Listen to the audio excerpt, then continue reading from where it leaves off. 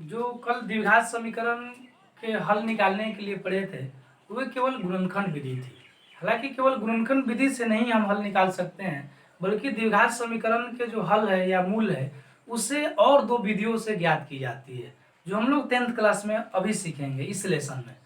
तो आज हम लोग दोनों विधियों को सीखेंगे। इसमें जो आपकी पहली विधि होगी वह द्विघात समीकरण को पूर्ण वर्ग बनाने की विधि से हम लोग हल करेंगे और दूसरी विधि की चर्चा हम करेंगे।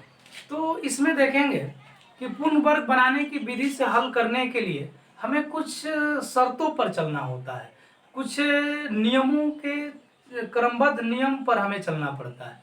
तो उन नियमों को हम देखेंगे क्या क्या होता है।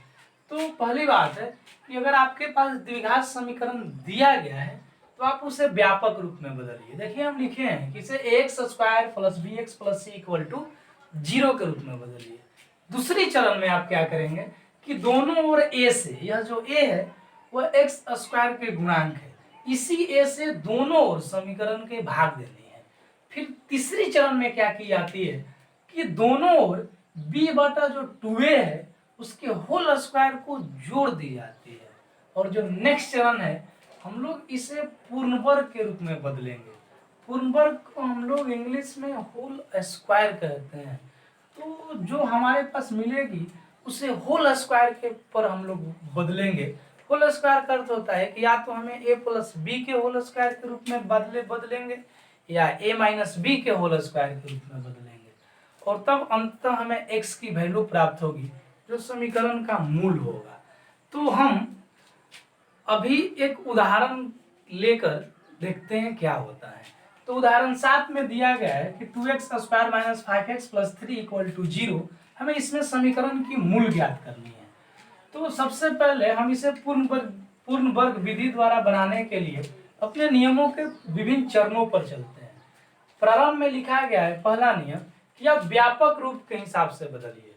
तो हम इससे इसको तुलना करेंगे तो बिल्कुल हमारे समीकरण जो है वो ऑलरेडी व्यापक रूप में ही है। तो पहला नियम तो इस पर लागू हो चुका है। दूसरा नियम कहता है कि दोनों ओर a से भाग दीजिए। अच्छा हाँ, हम अगर व्यापक रूप से इसको तुलना करेंगे तो ये a की वैल्यू है, ये b की वैल्यू है और ये c की वैल्यू है। हम दोनों ओर a से भाग देते हैं दूसरे नियम के हिसाब से। तो 2x² / 2 -5/2x + 3/2 और इधर भी 0 में भाग देते हैं तो पता चलेगा, तो ये तो कट के 1 हो जाएगा। ठीक है, तो अब दूसरी नियम जब अप्लाई हो गई तो हम तीसरी नियम में क्या करेंगे कि b बटा 2a के होल स्क्वायर अब दोनों तरफ जोड़ेंगे। तो आप जरा ध्यान दीजिए b बटा 2a क्या होगा। तो b का मान इसमें 5 है, हालांकि -5 है, और बाटा में 2 गुना a की वैल्यू जो है यहाँ पर a है 2 है। तो आप b बटा 2a का मान इतना मिलेगा और इसके होल स्क्वायर को जोड़ना है। अच्छा, b का मान -5 है, तो आप यहाँ पर माइनस ले या ना ले स्क्वायर के कारण ये तो प्लस हो जाएगा, इसलिए हम माइनस हटा देते हैं। तो दोनों और तीसरी चरण में इसे हम लोग जोड़ते हैं, क्या होता है x² - 5/2x प्लस इसको जोड़ दीजिए 5/4 के होल स्क्वायर प्लस 3/2, और ये तो भाई 0 हो जाएंगे। और इस इधर दोनों तरफ जोड़ना है ना, क्योंकि दोनों तरफ जोड़ने पर समीकरण में कोई बदलाव नहीं होता, इसलिए हम जोड़ दिए। अब यहाँ लिख भी देंगे कि दोनों ओर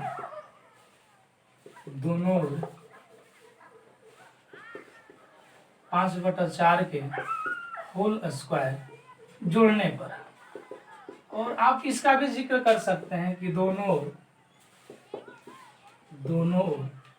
हम लोग a से भाग देंगे ना, 2 से भाग दिए हैं, 2 से भाग देने पर।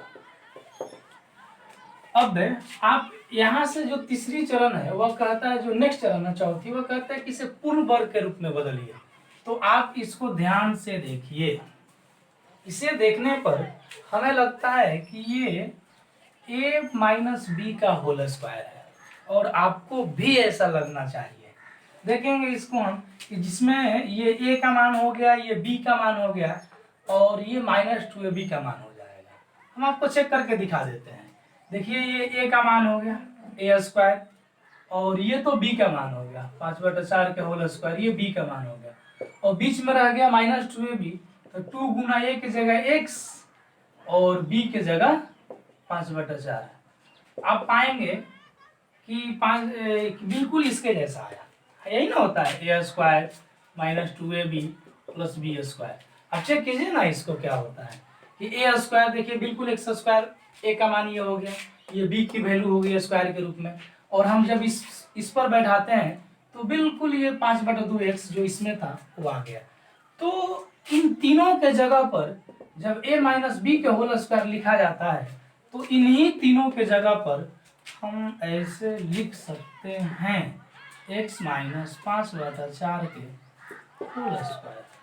अब ये तो आपको 25/16 हो जाएगा, और इस 3/2 को आप इधर ले आइए माइनस में, 3/2 या x माइनस 5/4 के होल स्क्वायर। इसे तो भाई बाटा के जोड़ कर लेते हैं, 16 और 2 का लघुत्तम 16 निकलेगा। ये तो एक बार में ये आपका 25 होगा, और ये तो 8 बार में तो 18 का 24 होगा, या x माइनस 5/4 के होल स्क्वायर। ये आपका जो है ना वे 1/16 हो गया, ठीक है। अब ये स्क्वायर इधर है तो उस ओर जाएगा तो रूट अंडर हो जाता है, तो हम रूट अंडर डाल देते हैं, और हमें पता है कि जब रूट अंडर जाते हैं तो प्लस माइनस दोनों के रूप में होता है, वर्गमूल जो निकलते हैं वो प्लस में भी और माइनस में भी, तो इस तरह से हम इसे प्लस माइनस के साथ ही ले लेते हैं। फिर देखेंगे कि आपके x माइनस 5/4 बराबर इसका जो मान आया वो 1/4 आ जाएगा। अब क्या करेंगे कि x की वैल्यू के लिए इसको ले जाकर इधर जोड़ देंगे। तो हाँ यहाँ पर 2 है, 1/4 एक बार प्लस के है एक बार माइनस के साथ, तो आप इसे ऐसे लिख दीजिए, ये तो ठीक है। एक बार इसके बराबर में प्लस 1/4 लिखिए, और एक बार इसी के बराबर में माइनस 1/4 लिखिए, क्योंकि भाई ये दोनों के रूप में आया, प्लस के रूप में भी और माइनस के रूप में। तो यहाँ से x की वैल्यू निकालिए, 1/4 ये माइनस में है तो प्लस में जाएगा, और इस तरह से ये जुड़कर 6/4 हो जाएगा। तो 6/4 को अगर हम घटाएंगे तो 3/2, तो x की वैल्यू 3/2, और यहाँ पर हम करेंगे तो -1/4 प्लस 5/4।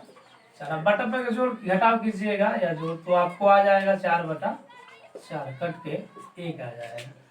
तो यहाँ पर समीकरण का हम 2x की वैल्यू निकालिए, 3/2 और दूसरा एक यही हल मूल होगा इसका, तथा समीकरण का मूल अल्फा बराबर 3/2 और बीटा बराबर। अच्छा आप इसमें अल्फा और बीटा किसी को मान सकते हैं, इसको भी हम अल्फा लिख देंगे, इसको भी बीटा लिख देंगे, इसमें कोई दिक्कत नहीं है। तो इस तरह से आप लोग इसे नोट करेंगे। उदाहरण 7 की तरह आप लोग उदाहरण 8 को बना लेंगे, बिल्कुल एक ही जैसा है। हम उदाहरण 9 को थोड़ा बनाते हैं और बिल्कुल वही प्रश्न है, इसी विधि से बनाएंगे और थोड़ा नॉर्मली अगली बार समझते हैं। इसमें दिया है कि 4x² + 3x + 5 = 0, इस समीकरण का हमें मूल प्राप्त करनी है, मूल ज्ञात करनी है। तो अपने रूल के हिसाब से चलते हैं। पहला रूल कहता है कि आप x² + bx + c = 0 के रूप में बदलिए। तो बिल्कुल ये व्यापक रूप के हिसाब से ही है। तो इसमें आप देखेंगे इससे तुलना करने पर ये a की वैल्यू हो जाएगी, और ये 3b की वैल्यू हो जाएगी, और ये c की वैल्यू हो जाएगी। फिर क्या करते हैं कि अपने दूसरे रूल पर चलते हैं। दूसरा रूल कहता है कि a से भाग दीजिए दोनों को। तो इसमें a तो भाई 4 है, हम 4 से भाग देंगे दोनों तरफ, तो लिख देते हैं 4x² / 4 प्लस 3/4x और प्लस 5/4 = 0। यहाँ लिख देते हैं कि दोनों ओर आप लिख दीजिए ना सीधे सीधे, ये बराबर 4 से भाग देने पर ये तो कट के बेचारे एक हो जाएंगे, ये तो कटेंगे नहीं। हम तीसरे रूल पर अपने चलते हैं। तीसरे रूल कहता है कि दोनों ओर b/2a² को जोड़िए। तो इसमें आप देखेंगे कि b की वैल्यू 3 है ना, और बटा में हमें 2a चाहिए, तो 2 और a की वैल्यू तो 4 है, तो फिर 4 लिखते हैं। होल स्क्वायर करेंगे तो हमें लगता है कि ये 3/8 की होल स्क्वायर होगी। तो फिर अपने तीसरी रूल के हिसाब से दोनों तरफ 3/8 के होल स्क्वायर जोड़ते हैं। तो यहाँ पर तो ये x स्क्वायर बच गया, ये 3/4 x हो गया, और ये 3/8 का होल स्क्वायर दोनों तरफ हो गया। 3/8 का होल स्क्वायर इधर भी और इधर भी, और यहाँ पर 5/4 तो हमारे क्वेश्चन में, उसको तो लेकर ही चलेंगे, और यहाँ लिख भी देते हैं कि दोनों ओर 3/8 के होल स्क्वायर जोड़ने पर आप यहाँ पर देखेंगे कि अब इसको देखिए, हम इसे अब क्या करेंगे कि चौथी रूल के हिसाब से पूर्ण वर्ग बनाएंगे, माने होल स्क्वायर के रूप में बदलेंगे। तो आप तय करेंगे कि ये a प्लस बी के होल स्क्वायर पर जाएगी, नहीं तो a माइनस बी के होल स्क्वायर पर जाएगी। तो इसमें आप देखेंगे कि अगर यहाँ पर प्लस होता है तो a प्लस बी के होल स्क्वायर पर जाएगी, और माइनस होता तो a माइनस बी के होल स्क्वायर पर जाएगी। तो आप सोच रहे होंगे कि ये इसमें a और b का मान क्या है। तो देखिए ये a की वैल्यू है, ये b की वैल्यू है, और बीच में ये 2a भी होगा। जैसे पिछले प्रश्न में देखा है, आपको इसे तुलना कीजिएगा ना, बिल्कुल ये 2ab का मान होगा। तो आप तो जानते हैं कि a square plus 2ab plus b square अगर हो तो इसे हम a प्लस b के होल स्क्वायर के रूप में लिखते हैं, मैंने इन तीनों के जगह पर 2 का स्क्वायर कर देते हैं, 2 के होल स्क्वायर। उसी तरह से इन तीनों के जगह पर हम x प्लस 3/8 का होल स्क्वायर कर देते हैं। और आप इधर देखेंगे, इसको इस साइड ले जाइए तो स्क्वायर करेंगे तो 9/64, और ये प्लस में है तो माइनस में जाएगा 5/4।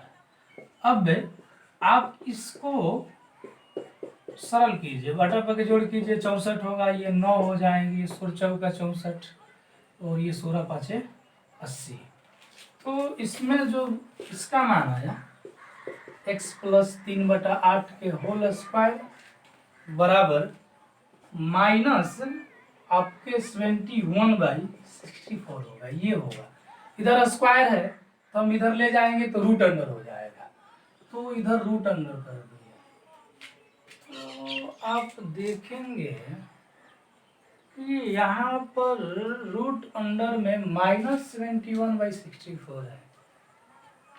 तो हम लोग पहले से ही जानते हैं कि निगेटिव जो माइनस में जो संख्याएं होती है उनकी वर्गमूल नहीं होती है, नहीं निकल पाती है। अभी तक हम लोग जो 10th क्लास में का जो वास्तविक संख्या पढ़ेंगे, उस वास्तविक संख्याओं में इसका वर्गमूल असंभव सी बातें हैं, इम्पॉसिबल है। अतः इसका वर्गमूल नहीं निकलेगी, और जब वर्गमूल नहीं निकलेगा तो इसका कोई हल नहीं होगा। इस समीकरण का आप हल नहीं निकाल सकते हैं। तो आप लिख देंगे यहाँ पर कि इस समीकरण का कोई वास्तविक मूल नहीं है, वास्तविक मूल नहीं है। यह इसलिए नहीं है क्योंकि इसका वर्गमूल वास्तविक संख्याओं के रूप में नहीं निकल पाता है। तो इस तरह से जिस तरह हम लोग पढ़े थे कि जो बहुपद होते हैं उन सभी बहुपद के शून्य संभव नहीं होता है, उसी तरह से सभी समीकरणों के मूल भी संभव नहीं होते हैं। तो इस प्रकार आपको जो प्रश्न है, जो प्रश्नावली है 4.3 में पहले प्रश्न दिया गया है कि उसमें 4 को प्रश्न दिए गए हैं कि आप द्विघात समीकरण के मूल निकालिए, वो भी पूर्ण वर्ग बनाने की विधि द्वारा। तो आप इस विधि द्वारा हल करेंगे। इसमें आप आराम से अपने नियमों के विभिन्न चरणों पर चलेंगे, जिस तरह से हम आपको अभी सिखाएं, और उसी हिसाब से आप बना पाएंगे। तो हम लोग अब नेक्स्ट विधि को देखते हैं। प्रश्नावली 5.3 के जो पहला प्रश्न है उसका जो तीसरा क्वेश्चन है हम उसे सॉल्व करते हैं। इसमें दिया है 4x² प्लस 4√3x प्लस 3 बराबर 0, इसका मूल निकालना है। तो हमें इसी विधि से पूर्ण वर्ग निकालने की विधि द्वारा हल करनी है। तो आप पहला रूल है कि आप व्यापक रूप के हिसाब से देखिए है या नहीं है। तो ये तो बिल्कुल x square plus b x plus c equal to 0 बिल्कुल इस रूप में है। तो पहला रूल तो अप्लाई है। इसमें आप तुलना कर लेंगे तो ये ए की वैल्यू, ये बी की वैल्यू 4√3 और ये सी की वैल्यू होती है। फिर इसमें क्या करते हैं कि आप दूसरे रूल के हिसाब से दोनों ओर ए से भाग दीजिए। तो भाई ए का मान तो 4 है, हम इसे दोनों ओर 4 से भाग देते हैं। तो 4x square by 4 plus 4√3x/4 plus 3/4 equal to 0/4। अब लिख दीजिए कि दोनों ओर 4 से भाग देने पर। बढ़िया, चलिए। तो इसमें जो तीसरा रूल है ये तो कट जाएगा, ये भी कट जाएगा। जो तीसरा नियम कहता है कि दोनों ओर b/2a की होल स्क्वायर जोड़िए। तो इसमें b की वैल्यू तो 4√3 है, अच्छी बात है, और बटा में 2a, तो 2 गुना और a की वैल्यू 4 है तो 4। तो ये तो कट जाएंगे, मैंने 3/2 के होल स्क्वायर जोड़ना पड़ेगा। जोड़ते हैं, ये तो एक्स स्क्वायर मिल गया, ये √3x हो गई, और यहीं पर हम जोड़ते हैं √3/2 के होल स्क्वायर। ये तो भाग देंगे तो 0 ही होगी, और इधर भी हम जोड़ेंगे √3/2 के होल स्क्वायर। और ये क्वेश्चन में 3/4 है कि इसको भी तो हम लिखेंगे। अब इन तीनों को देखिए। चौथा रूल कहता है कि आप इसे पूर्ण वर्ग के रूप में बदलिए, मतलब होल स्क्वायर के रूप में। तो आप इन तीनों को देखेंगे तो यहाँ प्लस होने के कारण ये a प्लस बी के होल स्क्वायर के सूत्र पर है। हाँ, a की जगह x है और b की जगह √3/2 है। तो हम लिख देते हैं डायरेक्ट इन तीनों के जगह पर x √3/x प्लस √3/2 के होल स्क्वायर। और इसको करेंगे तो भाई 3 का स्क्वायर होगा तो 9, 9 के वर्गमूल 3 ही होगा, रूट में है, और ये 2 दूना 4, ये प्लस में है तो उधर माइनस में जाएगा 3/4। तो ये तो कट के 0 हो जाएगा, या घटाएंगे भी तो 0 बचेगी। तो आपको x प्लस √3/2 इधर 0, ये स्क्वायर है तो इधर रूट अंडर हो जाएगा। तो रूट अंडर से कोई तो प्रभाव पड़ेगा नहीं 0 पर। 0 तो स्वयं एक अजीब तरह की संख्या है, माने इस पर आप प्लस माइनस या फिर रूट या स्क्वायर कर देने से इसे आप प्रभावित नहीं कर पाएंगे, ये हमेशा ये लगभग स्थिर रहता है। तो फिर देखिए इसमें तो इसको आप क्या करेंगे कि इधर प्लस में है, इधर तो ये तो 0 आएगा, लिख देते हैं अगली स्टेप में x प्लस √3/2 बराबर 0, और ये इधर है प्लस में है तो उधर जाएगा माइनस में, तो आपका ये मिल जाएगा क्या √3/2। अच्छा, आप इसको ऐसे भी कर सकते हैं प्लस माइनस, क्योंकि जब वर्गमूल निकलेगी तो प्लस माइनस वाला भले ही 0 के प्लस माइनस के साथ नहीं होता है, और आप इसका 2 मूल निकालेंगे ऐसे, एक बार +0 लिखकर और एक बार -0 लिखकर, तो 0 से कोई प्रभावित नहीं होगा, ये इधर जाएगा तो माइनस में हो जाएगा, तो सीधे सीधे 0 - 3/2 मैंने कहा -3/2, और ये इधर जाएगा तो माइनस में होगा, तो 0 माइनस आप करेंगे 3/2 तो फिर माइनस में होगा। तो इस तरह से आपके ये 2 हल निकले। तो इसलिए समीकरण के जो मूल हुए दोनों समान हुए, है ना, अल्फा बराबर b - 3/2 और बीटा बराबर b - 3/2। तो इस तरह से ये हमारा समीकरण का हल निकला। बाकी प्रश्न जो एक है उसके सारे के सारे आपसे बन जाएंगे, आप उसे बनाएंगे, इसे नोट कीजिए। द्विघात समीकरण के जो नेक्स्ट विधि है हल करने की, वह द्विघाती सूत्र द्वारा हल करेंगे, और द्विघाती सूत्र हम लोग प्राप्त करेंगे। अभी तक आप लोगों को जिनको गुणनखंड नहीं करने आता है और गुणनखंड द्वारा मूल निकालने नहीं आती है, तो वे द्विघाती सूत्र पर हल कर सकते हैं। ये बहुत ही एक आसान सूत्र है। अभी तक हम लोग जो 2 पाठ में बहुपद पढ़े हैं उसमें भी गुणनखंड आया है। जिन लोगों को गुणनखंड परेशान करते रहा है उनके लिए आज ये बहुत ही आसान तरीका एक मिलने वाला है, एक आसान सा सूत्र मिलने वाला है जिसके आधार पर आप उन बहुपदों को भी हल कर पाएंगे और ये समीकरण जो है द्विघात समीकरण, इसके मूल को भी ज्ञात कर पाएंगे। तो द्विघाती सूत्र जो हम लोग ज्ञात करेंगे उसके लिए हम सबसे पहले द्विघात समीकरण के व्यापक रूप का उपयोग करेंगे। तो एक बार लिखते हैं कि द्विघात समीकरण के जो व्यापक रूप होते हैं वे तो हम पहले से पढ़ते आ रहे हैं, इस लेसन के प्रारंभ से ही। वह ax² plus bx plus c equal to 0 होता है। हम क्या करते हैं कि इसे भी पूर्ण वर्ग बनाने की विधि द्वारा हल करते हैं। जी हाँ, इस व्यापक रूप को ही हल करते हैं, देखते हैं क्या होता है। समीकरण में आप पहले रूल के हिसाब से तो ठीक है, दूसरा रूल कहता है कि दोनों ओर a से भाग दीजिए।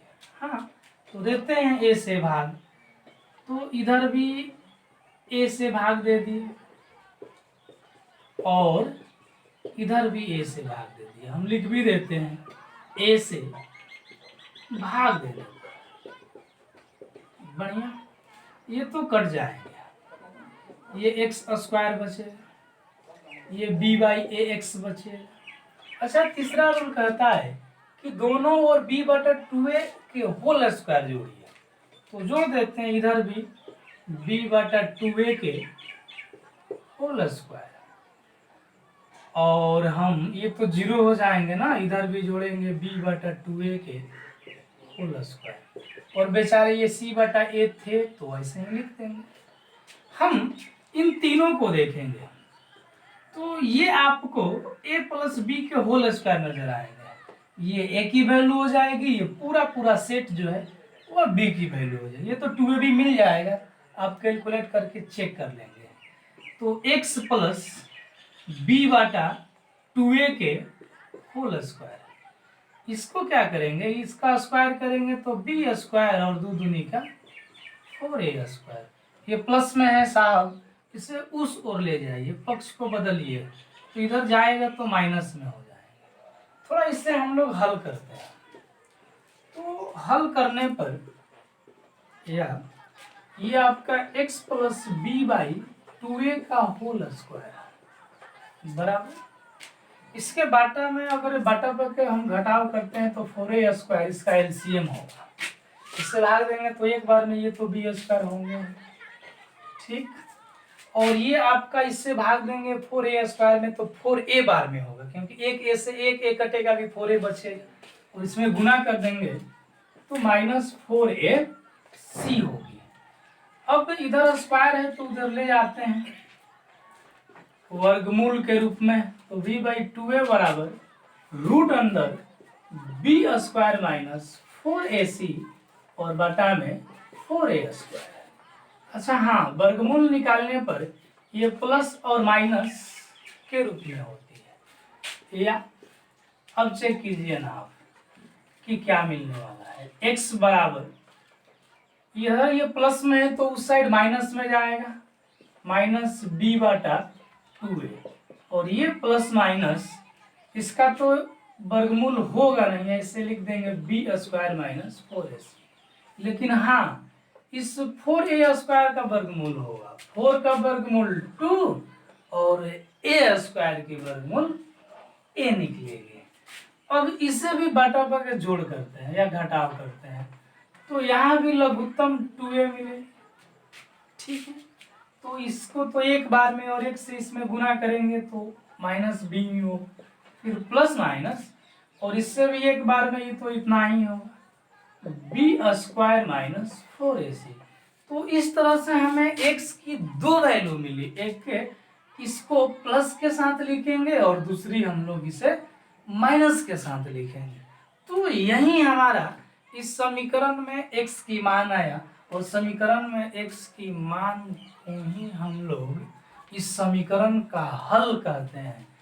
तो यहाँ पर अल्फा बराबर मिल जाएगा -b, और इस प्लस के साथ लिखिए b² - 4ac/2a, और बीटा बराबर मिल गया कि -b, और प्लस के साथ एक बार लिखे, अब ये माइनस के साथ लिखिए बी स्क्वायर माइनस 4ac बटा में 2a।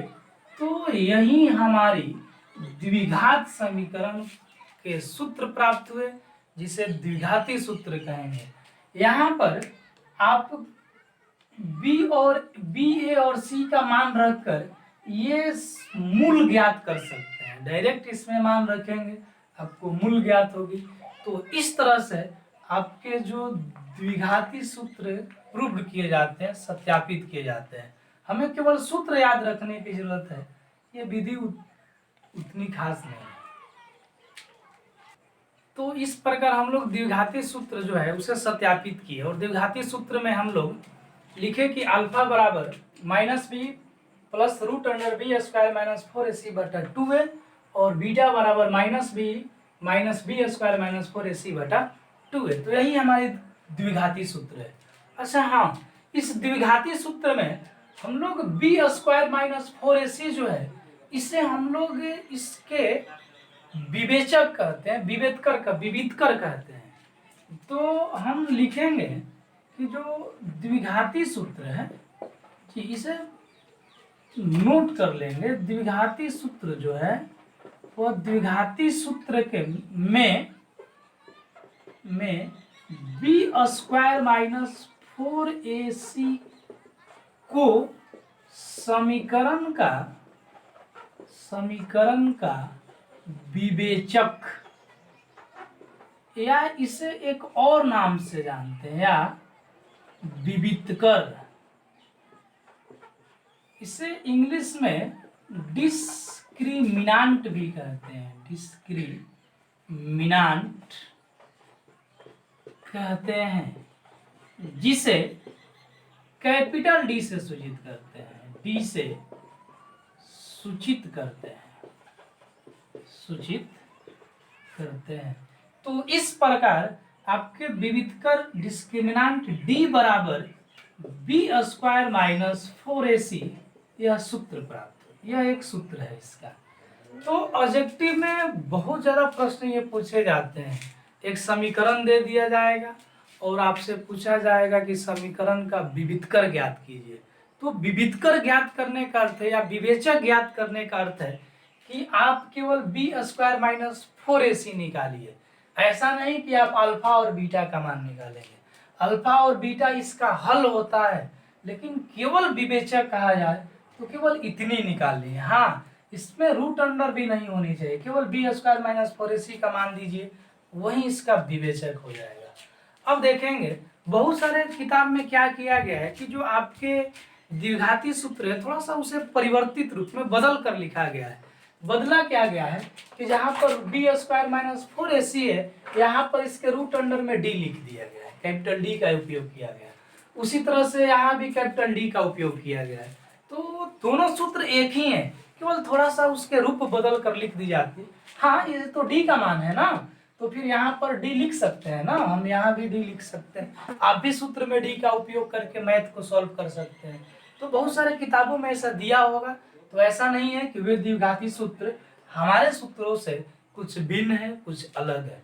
अच्छा, हम लोग जो इस समीकरण के जो विवितकर देखें, ये जो विवितकर या जो विवेचक है, वे समीकरणों के मूलों को प्रभावित करता है ना। इसके लिए हम लोग 3 सूत्र पढ़ेंगे, 3 शर्त पढ़ेंगे।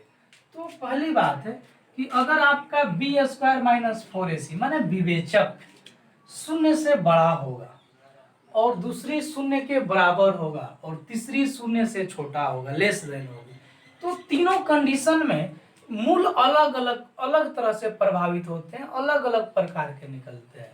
तो यहाँ पर हम लोग ध्यान देंगे कि पहली शर्त है कि यदि b square minus 4ac is greater than 0, तो याद रखेंगे कि समीकरण के अगर ऐसा होता है तो ऐसा होने पर समीकरण के मूल का अस्तित्व होगा, मूल का अस्तित्व है,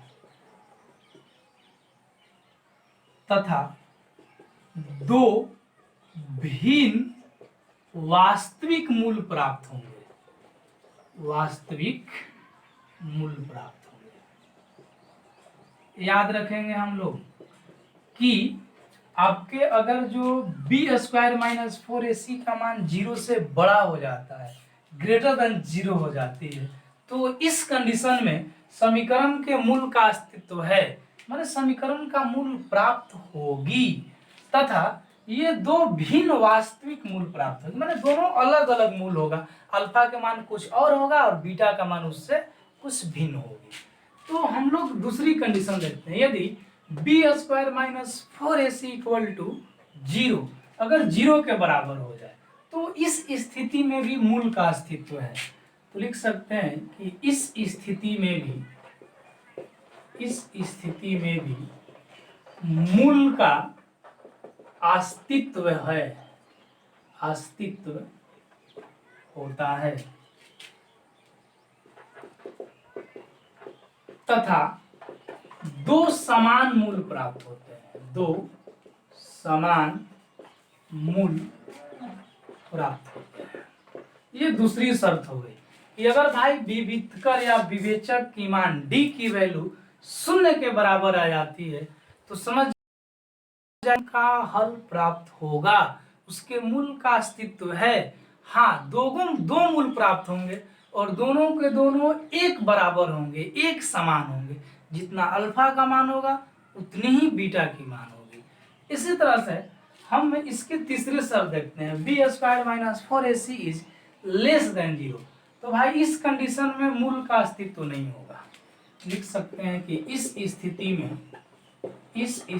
में मूल का अस्तित्व नहीं होगा, अस्तित्व नहीं होगा, तथा समीकरण का कोई मूल प्राप्त नहीं होगा, कोई मूल प्राप्त नहीं होगा। याद रखेंगे कि अगर b square minus 4ac is less than 0, अगर इसका वैल्यू मान निकालते हैं और 0 से छोटा माने माइनस में आ जाती है, और अगर माइनस में आ जाती है तो समझ जाइए कि अब उसके मूल का अस्तित्व नहीं है, अब उससे आगे हल भी नहीं करनी है, अल्फा बीटा का मान नहीं निकालने, इतना ही पर लिख दीजिए कि मूल का अस्तित्व नहीं है और न तो आपको अल्फा का मान प्राप्त होगा और न ही आपको बीटा का मान प्राप्त होगा।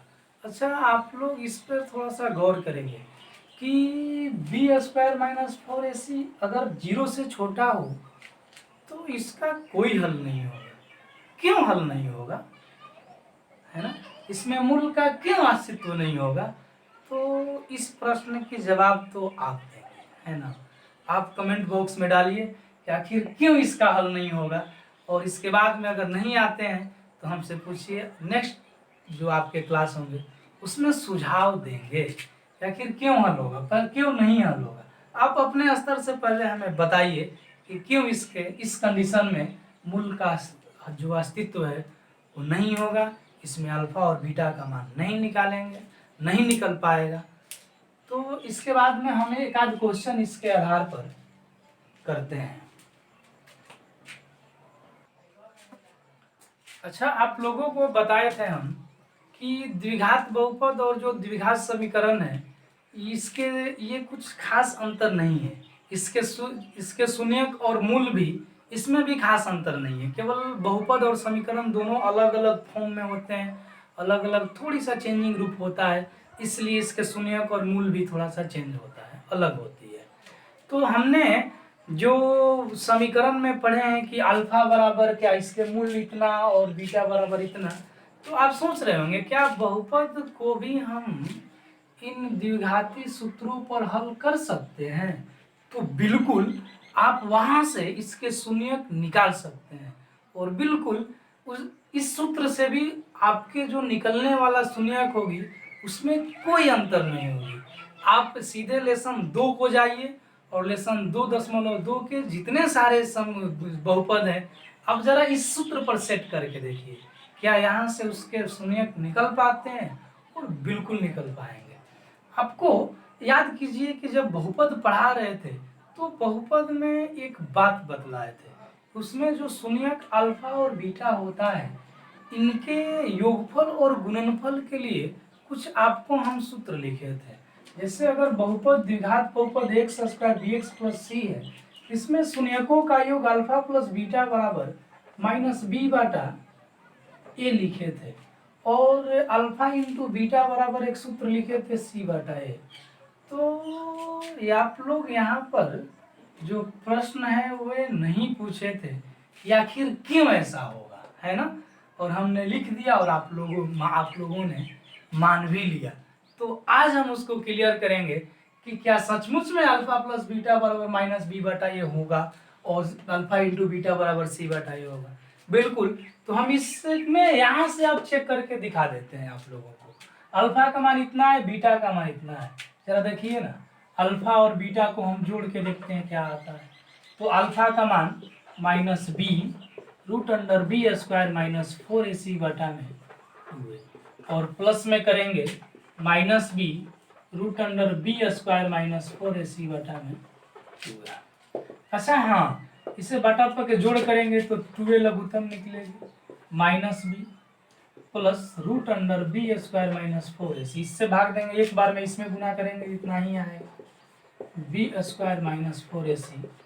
अब इसको ये तो पूरा देखिए माइनस में, ये प्लस में है तो कट जाएंगे, ये माइनस बी माइनस 2b बटा में 2a, 2 तो कट जाएगा, अल्फा प्लस बीटा बराबर माइनस बी बटा ए प्राप्त हुआ। चेक कीजिए ना क्या इसके बराबर आया। तो बिल्कुल हाँ। तो यहीं से अल्फा प्लस बीटा जो सुमेकों का योग होता है वो इस कारण से माइनस बी बटा ए होती है। हम जरा गुणनफल को भी आपके सामने ला के रखते हैं, क्या होता है, क्या सचमुच में गुणनफल इतनी होती है जो हमें सी बटा ए प्राप्त होता है। तो देखिए अल्फा इंटू बीटा, तो जरा गुना कीजिए, minus B plus root under B square minus 4ac बटा में 2a गुना minus B minus root under B square minus 4ac बटा में 2a। तो अगर हम गुना करेंगे तो जरा आप ध्यान दीजिएगा कि इसमें अगर हम गुना करते हैं तो ये माइनस बी, अच्छा इस पूरे को ए मान लेते हैं और इसको पूरा को बी मान लेते हैं, तो इस तरह से ये मान लेते हैं, माइनस बी को ए मान लेते हैं और इसको बी मान लेते हैं। तो ये तो बीच में प्लस है, जहाँ पर माइनस है, तो ए प्लस बी और ए माइनस बी के सूत्र पर हुआ।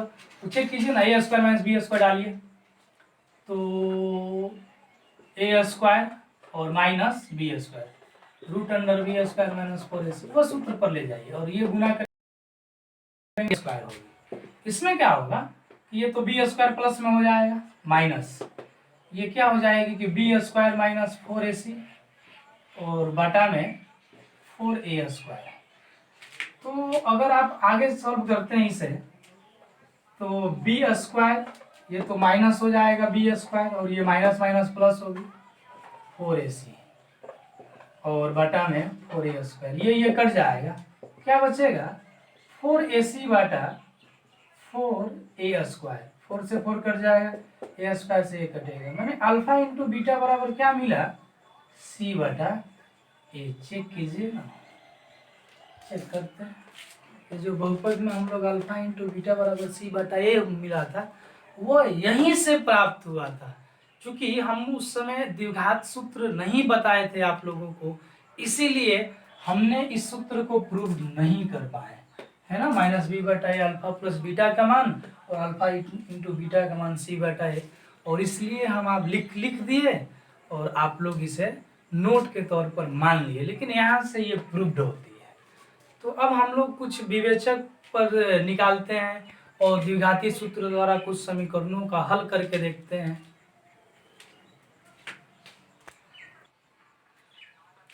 एक एग्जाम्पल ये है कि 2x square minus 7x plus 3 बराबर 0 का विवेचक ज्ञात कीजिए। इसका केवल विवेचक हमें ज्ञात करना है। तो देखेंगे मैं विवेचक मतलब केवल d का मान अर्थात बी स्क्वायर माइनस 4ac का मान ज्ञात करना है। तो देखिए यहाँ पर सबसे पहले आप तुलना कीजिए द्विघाती सूत्र से, तो लिखेंगे A square minus B x plus C बराबर 0 से तुलना करने।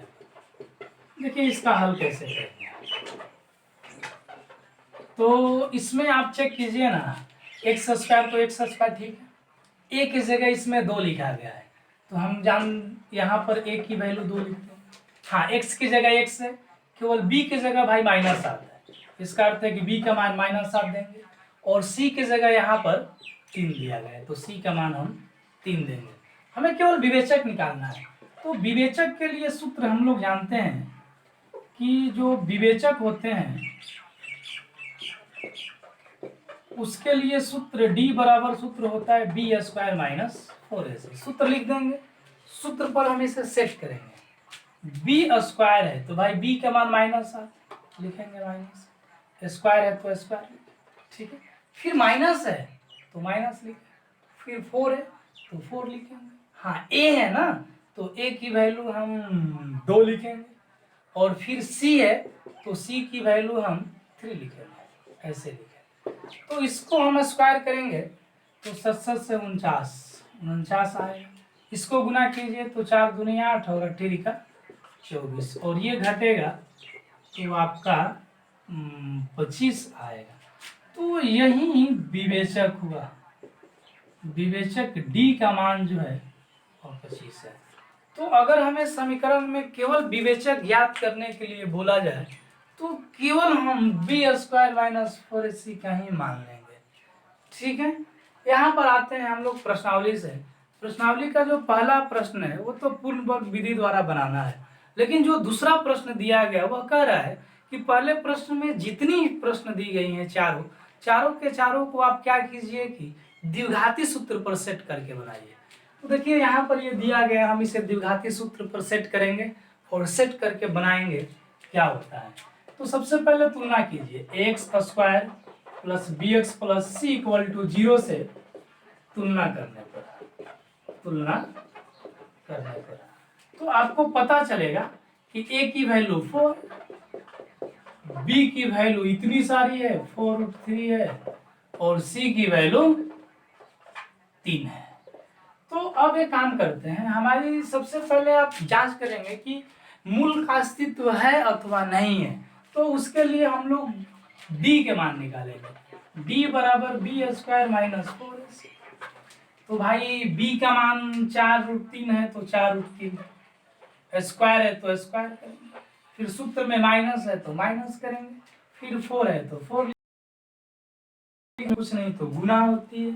a है तो a की वैल्यू हम 4 देंगे, फिर c है तो c की वैल्यू हम 3 देंगे।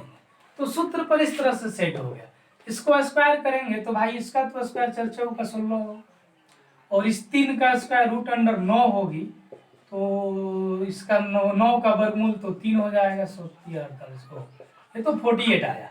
इसको गुना कीजिए, 4 का 16 और 48,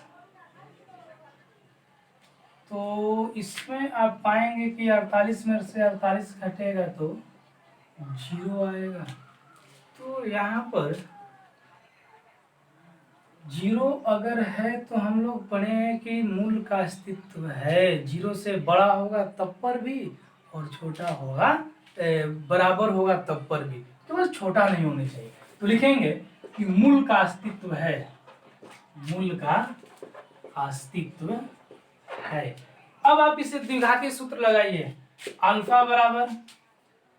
अल्फा बीटा बराबर सूत्र हम लोग जानते हैं कि -b + -√b² - 4ac बटा में 2a।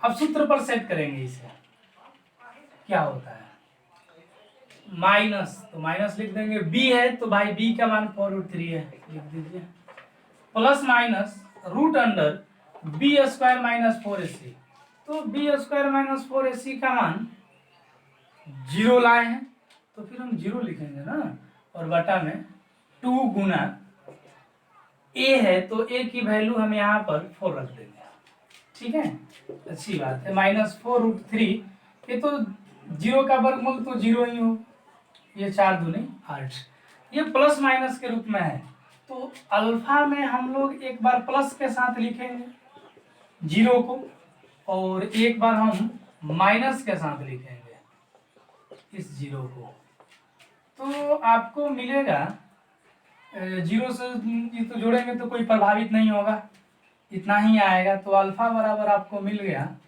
4 दूनी 8 -3√2 और बीटा बराबर इसी तरह से ये कट जाएगा, 0 से कोई प्रभाव नहीं पड़ेगा, -√3/2।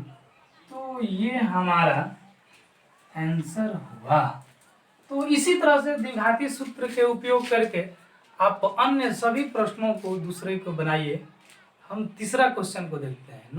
प्रश्न संख्या 3 देखते हैं। 3 को भी द्विघाती सूत्र से ही हम लोग हल करेंगे।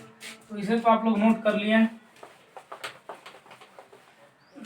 आपके प्रश्न नंबर 3 जो है उसमें इस तरह से दिया है, इसको आप पहले सरल कीजिए। कुछ नहीं तो बटा में 1 है, द्विघाती सूत्र के रूप में बदलिए। सरल करने के बाद ही बदलेगी। 1 x की लघुत्तम तो x होगी, ये तो x बार में गुना होगा तो x² माइनस ये 1 बार में 1 में गुना होगा 1 बराबर 3, या इसको ले जाकर इधर गुना कीजिए। x² माइनस 1 बराबर 3x। इस 3x को इस साइड लाइए, क्योंकि द्विघाती सूत्र में राइट साइड में शून्य होती है उसके व्यापक रूप में। तो आप इस प्लस में है तो माइनस में लाएंगे, इधर ये रहेगा 0। अब यहाँ पर आप देखेंगे कि ये बिल्कुल द्विघात सूत्र के द्विघात समीकरण के रूप में बदल गया है। अब यहाँ से आप द्विघाती सूत्र लगाएंगे और यहाँ से अल्फा और बीटा का मान आप स्वयं निकालिए, आपसे हो जाएगी। अब यहाँ पर तुलना कीजिएगा ax² + bx + c बराबर 0 से। तुलना करने के बाद में आप a और b का मान यहाँ पर लिख दीजिएगा। यहाँ कुछ नहीं है तो a की वैल्यू 1 है, x² तो ठीक है। यहाँ b की वैल्यू -3 है और c की वैल्यू -1 है। अब आप सूत्र लगाइएगा, पहले विवेचक निकालिएगा और विवेचक निकालने के बाद में आप यहाँ से हल कर पाएंगे। तो हम लोग नेक्स्ट क्वेश्चन देखते हैं। इसका तीसरा का दूसरा नंबर जो क्वेश्चन है वो इस तरह से दिया गया है। तो सबसे पहले आप इसे द्विघात समीकरण के रूप में बदलिए। द्विघात समीकरण के रूप में बदलने के लिए हमें तो इसे सरल करना होगा। तो सबसे पहले इनका हम एलसीएम लेते हैं।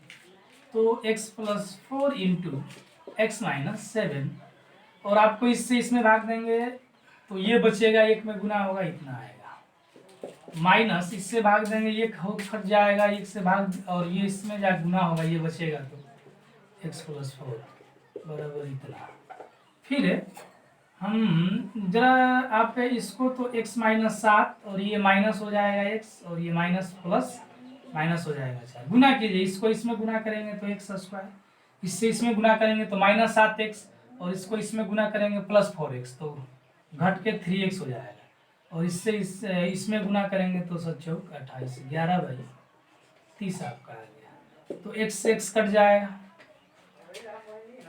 इसको तो जोड़ेंगे तो आपको -11 हो जाएगा। -11 बटा में x² - 3x - 28 बराबर 11/30। 11 11 कट जाएंगे आपके।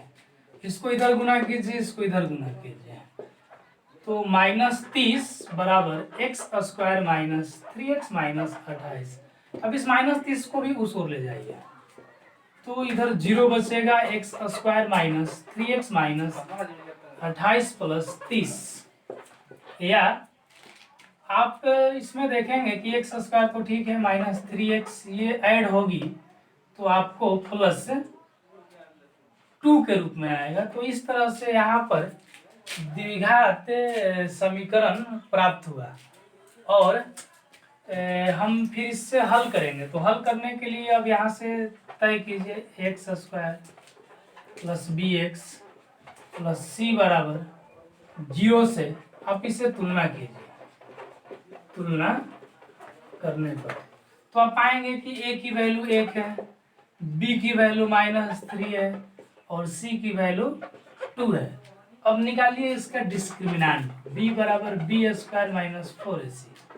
अब देखिए इस पर सूत्र लगाइए, b का मान b² है तो b की वैल्यू -3 तो -3a², फिर माइनस है तो माइनस, 4 है तो 4, भाई a है तो a की वैल्यू क्या लिखें 1 लिखते हैं, फिर c है तो c की वैल्यू 2 लिखते हैं। तो इसको तो करेंगे तो 9 - 8 ये घटकर 1 आएगा। ये 0 से बड़ा है, >0। इसका अर्थ है कि इस समीकरण के मूल का अस्तित्व है, लिख देंगे सीधे सीधे। अतः मूल का अस्तित्व है, और जब मूल का अस्तित्व है तो आप अल्फा बीटा के लिए सूत्र लिखिए -b plus minus root under B square minus 4ac बटा में 2a। ये सूत्र वाली माइनस है, ये वाली। और b ऑलरेडी एक b में माइनस है, दो माइनस से घबराएंगे नहीं, ये माइनस तो सूत्र वाले हैं और b का मान तो -3 है, तो फिर b की जगह -3 लिखते हैं प्लस माइनस। अच्छा, बी स्क्वायर माइनस 4ac का मान हम निकाल चुके हैं, यहाँ से देखिए ना 1, तो अब सीधे सीधे 1 लिखिए, अब इसमें मान रखने की जरूरत नहीं है, हम एक बार इसको यहाँ पर निकाल चुके हैं। और 2 है तो 2 लिखेंगे, हाँ a है ना, तो a की वैल्यू 1 है तो 1 लिखेंगे। फिर आप देखेंगे यहाँ पर ये माइनस माइनस तो प्लस हो जाएंगे, और 1 का तो वर्गमूल इस वाले के भाई 1 ही होगा, और बटा में 2 1 में गुना करेंगे तो 2 होगा। तो बारी बारी एक बार प्लस के साथ, तो अल्फा बराबर 3 + 1 बटा 2 और बीटा बराबर 3 - 1 बटा 2, दोनों बार, एक बार प्लस के साथ इसको लिखे, एक बार माइनस के साथ लिखे, तो आपको मिल जाएगा 4 बटा 2 कट के आएगा 2, ये अल्फा की वैल्यू आया। और ये तो आपको क्या होगा ना कि 2 बटा 2 मिलेगा, कट जाएगा तो 1 आ जाएगा, ये बीटा का मान मिला। तो यही हमारा इस समीकरण का हल था। तो जो इसके आगे प्रश्न है हम लोग नेक्स्ट क्लास में लेकर आएंगे, और आप इसको पढ़ते जाइए और नोट करते जाइए, वीडियो को बार बार पॉज कीजिए और पॉज करने के बाद में इसे नोट कीजिए। अगर नहीं समझ में आए तो आप दोबारा एक बार फिर से इसे देखिए और आसानी से समझ लीजिए।